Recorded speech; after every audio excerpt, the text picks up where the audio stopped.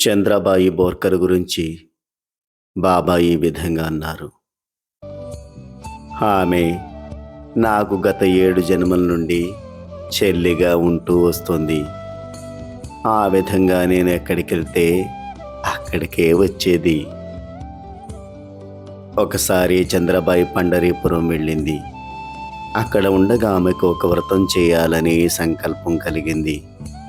ఆ వ్రతం పేరు కోకిల వ్రతం. అది చేయడానికి గాను ఒక శ్రావణ మాసంలో ఆమె కోపరగా వచ్చి నివసించడం మొదలుపెట్టింది.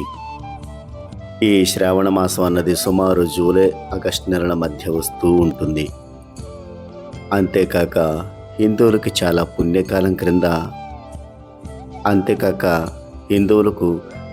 పుణ్యకాలం క్రింద లెక్కకు వస్తుంది.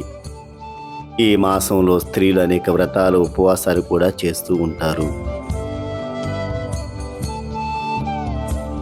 అలాగే చంద్రబాయి కూడా ప్రతిరోజు ఉదయం సాయంకాలం దత్తఘాట్ వద్ద ప్రదక్షిణ పూర్తి చేసుకొని గోదావరిలో స్నానం చేస్తూ ఉండేది. అలా పూజలు చేస్తున్నప్పుడు ఆమెకు బాబాను ఒకసారి చూడాలన్న కోరిక కలిగింది. అయితే ఆమెకు బాగా నమ్మకం ఏమిటంటే ఆమె వ్రతకాలంలో ఏదో ఒక రోజు కానీ ఆఖరి రోజున కానీ బాబా తన ముందు ప్రత్యక్షమవుతారని అనుకుంది. ఇలా ఉండగా ఒక లక్ష్మీవారం నాడు కుర్రవాడైన ఒక ఫకీరు ఆమె ముందుకు వచ్చి బెల్లము వెల్లుల్లి చట్నీతో కూడిన భిక్షను కోరాడు. అప్పుడు ఆమె ఇలా అంది, ఏమయ్యా, ఇది శ్రావణమాస పుణ్యకాలం కదా, మేము ఈ కాలంలో ఉల్లి కానీ వెల్లుల్లి కానీ ముట్టుకోము కదా. అటువంటప్పుడు నేను నీకు ఆ రకమైన చట్నీని ఎలా ఇవ్వగలను? అంతేకాక నేను ఇక్కడికి ప్రత్యేకంగా వ్రతం చేయడానికి వచ్చిన దాన్ని అన్నది. అలా ఆమె సమాధానం చెప్పి ఆ పక్కీని పంపివేసింది.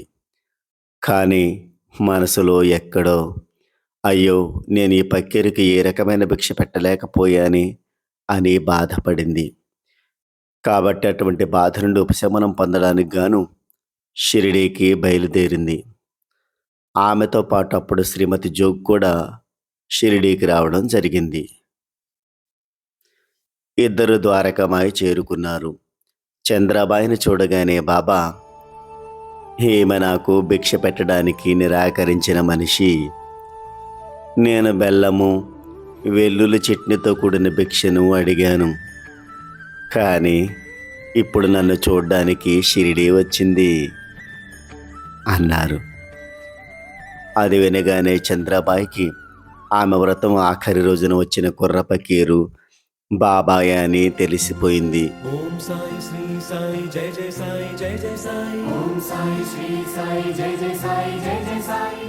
అప్పుడు ఆమె ఈ విధంగా అన్నది, అవును బాబా, అందుకే ఇప్పుడు భిక్ష ఇద్దామని వచ్చాను అన్నది.